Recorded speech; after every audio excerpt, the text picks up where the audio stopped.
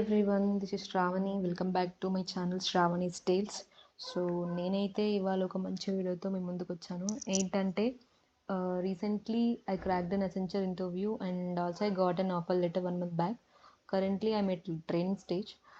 So నేను ఇవాళ ఈ వీడియో చేయడానికి రీజన్ ఏంటంటే నా ఎగ్జామ్ ఎక్స్పీరియన్స్ కానీ ఇంటర్వ్యూ ఎక్స్పీరియన్స్ కానీ ఎవరికైనా యూస్ఫుల్ అవ్వచ్చు, హెల్ప్ అవుతుంది అనే ఇంటెన్షన్తో ఈ వీడియో చేస్తున్నాను. అండ్ రీసెంట్లీ చాలామందికి అసెంచర్ జాబ్స్కి ఎలా చేసుకోవాలి, క్వాలిఫికేషన్స్ ఏంటి, ఎగ్జామ్ ప్యాటర్న్ ఏంటి, ఎగ్జామ్ ఎలా క్వాలిఫై అవ్వాలి, అండ్ ఎగ్జామ్ కంప్లీట్ అయిన తర్వాత ప్రాసెస్ ఏంటి, కంప్లీట్గా A to Z ప్రాసెస్ ఇవాళ ఎక్స్ప్లెయిన్ చేద్దాం అనుకుంటున్నాను. అంతకంటే ముందు ఇలాంటి మరిన్ని వీడియోస్ మీ వరకు రావాలంటే కింద ఒక బెల్ ఐకాన్ ఉంటుంది, క్లిక్ చేసి సబ్స్క్రైబ్ చేయండి. అండ్ నచ్చితే లైక్ చేయండి. అండ్ వీడియో ఎవరికైనా యూస్ఫుల్ అనిపిస్తే షేర్ చేయండి. అండ్ ఏమైనా డౌట్స్ కానీ సజెషన్స్ కానీ ఉంటే కామెంట్ చేయండి. సో ఫస్ట్ థింగ్ ఏంటంటే నేను అప్లై చేసిన రోల్ ఏంటంటే packaged app development associate role. ఇది కంప్లీట్గా ఆన్లైన్ మోడ్లోనే జరిగింది. అండ్ ప్యాకేజ్ వచ్చేసి 4.6 LPA. అండ్ నెక్స్ట్ నేను ఇక్కడ మెయిల్ డేట్స్ అని అన్నీ మెన్షన్ చేశాను. ఇవేంటంటే నాకు ఏ డేట్ రోజు ఏ మెయిల్స్ వచ్చాయి, ఏ రౌండ్ జరిగాయి అని కంప్లీట్గా నేను ఇక్కడ డీటెయిల్స్ అన్నీ ఇక్కడ మెన్షన్ చేశాను, చెక్ చేసుకోండి. అండ్ ఈ హైరింగ్ ప్రాసెస్లో కంప్లీట్గా 5 స్టేజెస్ ఉంటాయి. ఫస్ట్ వచ్చేసి అప్లికేషన్, మనము జాబ్స్కి అప్లై చేసుకోవడం అన్నమాట. ఎక్కడ అప్లై చేసుకోవాలి ఏంటి అంటే అసెంచర్ కెరీర్ పోర్టల్, మనకు ఒక వెబ్సైట్ ఉంటుంది, అసెంచర్ వెబ్సైట్. అందులో మనము కెరీర్ పోర్టల్ ట్యాబ్లోకి వెళ్ళి మనం అక్కడ ఓపెన్ రోల్స్ ఏమున్నాయి ఏంటి, అండ్ ఆ రోల్స్కి మనం ఎలిజిబుల్ కాదా అవన్నీ మనము చెక్ చేసుకొని అప్లై చేసుకోవాలి. అండ్ అప్లై చేసుకున్న తర్వాత ఒక 1 or 2 months, అంటే చాలామందికి వేరే అవుతూ ఉంటుంది మనకు మెయిల్స్ ఎప్పుడు వస్తాయని చెప్పేసి. మనకు నాకైతే ఒక 1.5 month తర్వాత నాకు అప్లికేషన్కి ఎలిజిబుల్ అయ్యారు మీరు, ఫర్దర్ అప్డేట్స్ మీకు మెయిల్స్ వస్తాయి అని నాకు ఒక మెయిల్ వచ్చింది.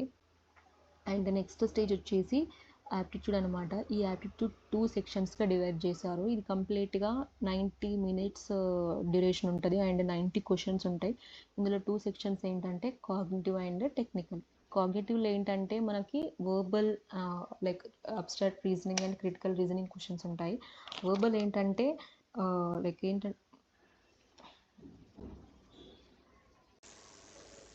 సో ఈ సెక్షన్లో ఏంటంటే కాగ్నిటివ్ సెక్షన్లో verbal and abstract reasoning and critical reasoning ఉంటుంది. వర్బల్ ఏంటంటే ఇంట్లో మనం sentence correction type of questions కానీ synonyms, antonyms, reading comprehension, sentence arrangement అలా ఉంటాయి. అండ్ అబ్స్ట్రాక్ట్ వచ్చేసి లైక్ విజువల్ రీజనింగ్ కానీ, ఫ్లో చార్ట్ రీజనింగ్ కానీ, సీటింగ్ అరేంజ్మెంట్స్, డైరెక్షనల్ సెన్స్ అలాంటి type of questions. And critical reasoning ఏంటంటే coding, decoding, blood relations and statement conclusions, agree, disagree, psychometric questions అలాంటి type of questions ఉంటాయి. ఈ సెక్షన్కి కంప్లీట్గా మనకు 50 minutes డ్యూరేషన్ అని ఉంటుంది. అండ్ టోటల్ వచ్చేసి 50 questions ఉంటాయి. అండ్ నెక్స్ట్ సెక్షన్ వచ్చేసి టెక్నికల్. ఈ టెక్నికల్లో ఏంటంటే MS word related basic questions అడుగుతారు. ఒక 10 questions ఉంటాయి. అండ్ సూడో కోడ్ క్వశ్చన్స్ ఉంటాయి. సూడో కోడ్ ఏంటంటే మనకు ఒక ప్రోగ్రామ్ లైక్ కోడ్ ఉంటుంది, ఆ కోడ్కి మనం అవుట్పుట్ ఏమై ఉండొచ్చు అని చెప్పేసి అలా అడుగుతారు. ఈ యాప్టిట్యూడ్ కంప్లీట్గా మనకి MCQ ఫార్మాట్లోనే ఉంటుంది. And next network security related questions కానీ, క్లౌడ్ రిలేటెడ్ క్వశ్చన్స్ కానీ, ఇవి ఒక 10 questions అడుగుతారు. ఈ సెక్షన్ వచ్చేసి 40 minutes ఉంటుంది, 40 questions ఉంటాయి. అండ్ ఈ యాప్టిట్యూడ్ సెక్షన్కి కంప్లీట్గా పాసింగ్ క్రైటీరియా అనేది ఒకటి ఉంటుంది. అది మనం రీచ్ అవుతానే నెక్స్ట్ కోడింగ్ రౌండ్కి మనకు మెయిల్ వస్తుంది అన్నమాట. అండ్ ఒకవేళ రీచ్ అయితే వితిన్ 5 to 10 minutesలో మనకి కోడింగ్ రౌండ్కి మెయిల్ వస్తుంది.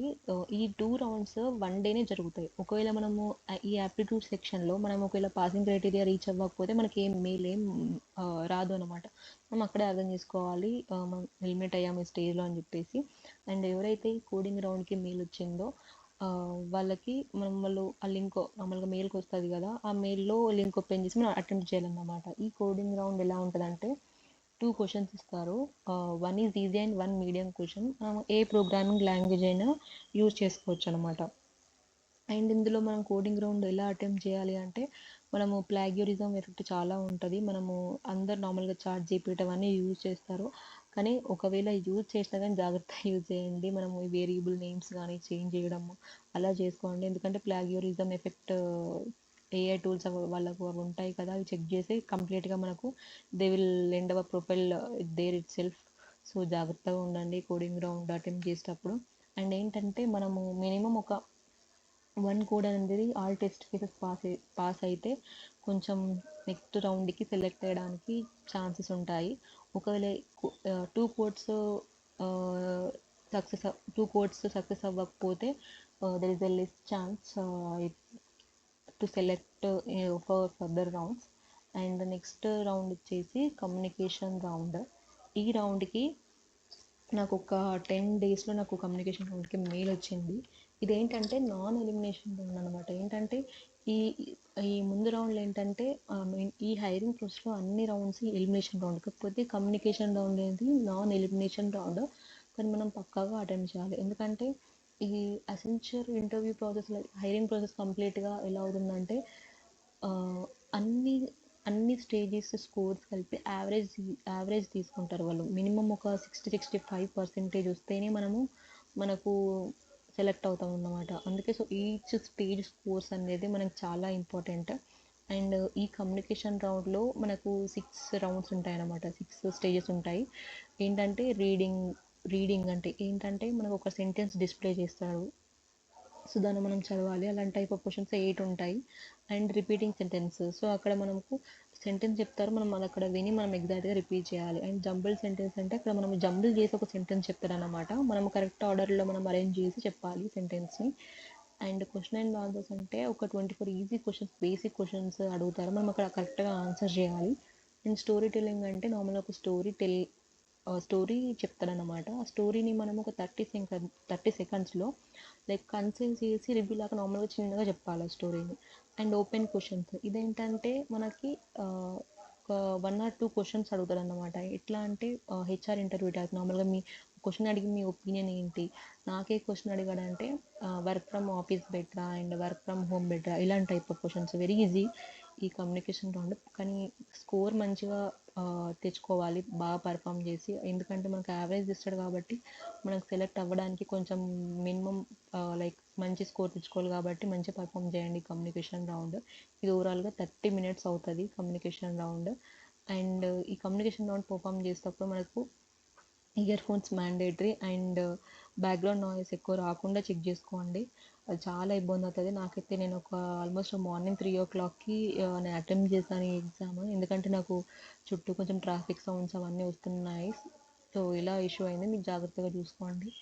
అండ్ నెక్స్ట్ స్టేజ్ వచ్చేసి ఇంటర్వ్యూ స్లాట్. నాకు కమ్యూనికేషన్ రౌండ్ అయిన తర్వాత ఒక ఆల్మోస్ట్ ఒక 10-12 డేస్కి అలా నాకు ఇంటర్వ్యూ మెయిల్ వచ్చింది, ఇంటర్వ్యూ స్లాట్ బుక్ చేసుకోమని. ఆ బుక్ చేసుకున్న తర్వాత ఒక 2-3 డేస్కి ఇంటర్వ్యూ జరిగింది.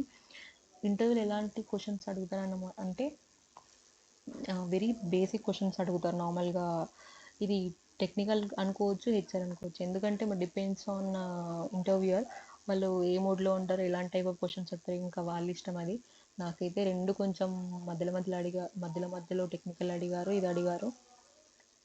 నాకు ఏ క్వశ్చన్స్ అడిగారని ఎగ్జాక్ట్గా ఇక్కడ నేను మీకు మెన్షన్ చేసి పెట్టా. నార్మల్గా tell me about your self అని అడిగాడు, ఇలాంటివి అన్నీ చెక్ చేసుకోండి క్వశ్చన్స్. ఇది ఓవరాల్గా నార్మల్గా ఏంటంటే ఇంటర్వ్యూ జనరల్గా వీళ్ళు ఓన్లీ మినిమం 10-20 minutes మాత్రమే తీసుకుంటారు ఇంటర్వ్యూ, ఎందుకంటే నెక్స్ట్ వెయిటింగ్ లిస్ట్లో చాలా మంది ఉంటారు, మనం ఒక్కరమే అప్లై చేయం కదా, వాళ్ళకు కూడా తీసుకోవాలి కాబట్టి ఎక్కువసేపు ఏం తీసుకోరు ఈ ఇంటర్వ్యూ. అండ్ నెక్స్ట్ వచ్చేసి ఒకవేళ మీరు ఇంటర్వ్యూ కనుక ఇది క్లియర్ చేసేసి అన్ని స్టేజెస్ స్కోర్స్ యావరేజ్గా తీసుకొని ఒక మినిమం పాసింగ్ క్రైటీరియా ఒకటి క్లియర్ అవుతే మనకి మనకు కంగ్రాచులేషన్స్ అని ఇక్కడ నీకు చూపించాను కదా, ఇక్కడ congratulations your a step closer to be part of the Accenture fund. నా ఇంటర్వ్యూ అనేది October 10th తర్వాత 15th అయింది. ఒక 20 days తర్వాత నాకు ఈమెయిల్ వచ్చింది, అంటే నేను ఈ రౌండ్స్ అన్నీ క్లియర్ చేశాను అన్నమాట. సో ఈ మెయిల్ వచ్చిన తర్వాత నాకు November 12th డాక్యుమెంట్ సబ్మిషన్స్ అడిగారు. ఏంటంటే డాక్యుమెంట్ వెరిఫికేషన్ ఏంటంటే ఒక్కొక్కరికి ఒక్కొక్కలాగా అవుతుంది. ఎందుకంటే కొంతమందికి అప్లికేషన్ ఫిల్ చేసేటప్పుడు పాన్ కార్డు అప్లోడ్ చేస్తారు కదా, అందులో ఏదైనా ఇష్యూ ఉంటే లైక్ ఏంటంటే సిగ్నేచర్ ఉంటుంది కదా, ఆ సిగ్నేచర్ నార్మల్గా ఏమైనా స్పెల్లింగ్ మిస్టేక్ ఉన్నా కూడా అలా ఇష్యూస్ ఉన్నా, లేకపోతే అవుట్డేటెడ్ ఫోటో ఉన్నా, అలాంటివి ఉన్నా కూడా పాన్ కార్డ్ ఇష్యూస్ ఫస్ట్ ఇక్కడ మనకి వస్తాయి అన్నమాట. సో నేను అప్లోడ్ చేసిన పాన్ కార్డ్ అన్నీ కరెక్ట్గానే ఉన్నాయి, నాకేం పాన్ కార్డ్ ఇష్యూస్ ఏం రాలేవు. డైరెక్ట్గా నాకు డాక్యుమెంట్ వెరిఫికేషన్ మెయిల్ వచ్చేసింది. సో నేను పాన్ కార్డ్ ఆల్రెడీ అప్లోడ్ చేసిన కాబట్టి ఆటోమేటిక్గా అప్లోడ్ అయిపోయింది అది. మళ్ళీ నేను అప్లోడ్ చేయాల్సిన అవసరం లేదు. అండ్ ప్రొవిజనల్ అండ్ సిఎంఎం ఈ 2 సర్టిఫికేట్స్ నేను ఇది మ్యాండేటరీ ఖచ్చితంగా అప్లోడ్ చేయాల్సి ఉంటుంది. సో ఈ 2 అప్లోడ్ చేసేసాను. ఈ డాక్యుమెంట్ వెరిఫికేషన్ ఇది మన డాక్యుమెంట్ వెరిఫికేషన్ అనేది చాలా కంపెనీస్లో ఎలా అంటే ఫస్ట్ ఆఫర్ లెటర్ ఇచ్చాక డాక్యుమెంట్ వెరిఫికేషన్ అవుతుంది. కాకపోతే అసెన్చర్లో ఏంటంటే ఫస్ట్ డాక్యుమెంట్ వెరిఫికేషన్ అవుతుంది. ఎందుకంటే మనకి కంగ్రాచులేషన్స్ ఈ మెయిల్ వచ్చింది కదా, ఇది రాగానే మనం చాలామంది ఏమనుకుంటారంటే అయిపోయింది, నాకు ఇంకా జాబ్ వచ్చేసింది అలా ఫీల్ అవుతారు. కాకపోతే మనం ఇక్కడే మనం డిసైడ్ అవ్వద్దు మనకు జాబ్ వచ్చేసింది, మనకి ఇంకా టెన్షన్ లేదని చెప్పేసి. ఎందుకంటే ఈ డాక్యుమెంట్ సబ్మిషన్ ఒకటి స్టేజ్ ఉంటుంది కదా, ఇక్కడ కూడా మనం ఎలిమినేట్ అయ్యే ఛాన్సెస్ ఉంటాయి. ఎందుకంటే వాళ్ళు కంప్లీట్గా బ్యాక్గ్రౌండ్ వెరిఫికేషన్ చేస్తారు, మన దాంట్లో ఏమైనా మిస్టేక్స్ ఉన్నా ఏది ఉన్నా రిజెక్ట్ చేసే ఛాన్సెస్ ఉంటాయి. So be careful when uploading all the documents. And after document submission ఏంటంటే మనకి ఆఫర్ లెటర్ వస్తుంది. ఆఫర్ లెటర్ వచ్చాక మనకు అన్నీ మనం లైక్ యాక్సెప్ట్ చేయాలా రిజెక్ట్ చేయాలా అని కంప్లీట్గా మనం ఆలోచించుకొని ఫస్ట్ ఆఫర్ లెటర్ కంప్లీట్గా చదివి యాక్సెప్ట్ చేయాలా రిజెక్ట్ చేయాలా అని ఆలోచించుకొని చేయండి. నేనైతే యాక్సెప్ట్ చేశాను. సో ఆఫర్ లెటర్ అనేది నాకు 15th నవంబర్ రోజు వచ్చింది నా. అండ్ 18th నవంబర్ రోజు a warm welcome to Accenture mail అనేది ఒకటి వచ్చింది. దాని తర్వాత నాకు ట్రైనింగ్ ఎలా అవుతుందంటే దాని తర్వాత నాకు ట్రైనింగ్ ఎలా అవుతుందంటే టెక్ ఎక్స్ప్రెస్ ప్రోగ్రామ్ జరుగుతుందన్నమాట. కొన్ని బ్యాచెస్కి ఎలా అంటే డైరెక్ట్గా జాయినింగ్ లెటర్ ఇచ్చేసి జాయినింగ్ డేట్ ఇచ్చేసి ఆఫీస్కి వెళ్ళాక ఆఫ్లైన్ మోడ్లో ట్రైనింగ్ అవుతుంది. కానీ రీసెంట్ బ్యాచెస్కి ఏంటంటే half online half offline mode అవుతుంది. మేము ప్రజెంట్ అయితే స్ట్రీమ్ ట్రైనింగ్లో ఉన్నాము, ఆన్లైన్ మోడ్ అవుతుంది. మార్చ్లో జాయినింగ్ ఉంటుంది. సో ఇదన్నమాట నా ఇంటర్వ్యూ ఎక్స్పీరియన్స్ కంప్లీట్గా. సో మీకు ఏమైనా డౌట్స్ ఉంటే కింద కామెంట్స్లో కామెంట్ చేయండి, క్లారిఫై చేస్తాను. So thank you, bye bye.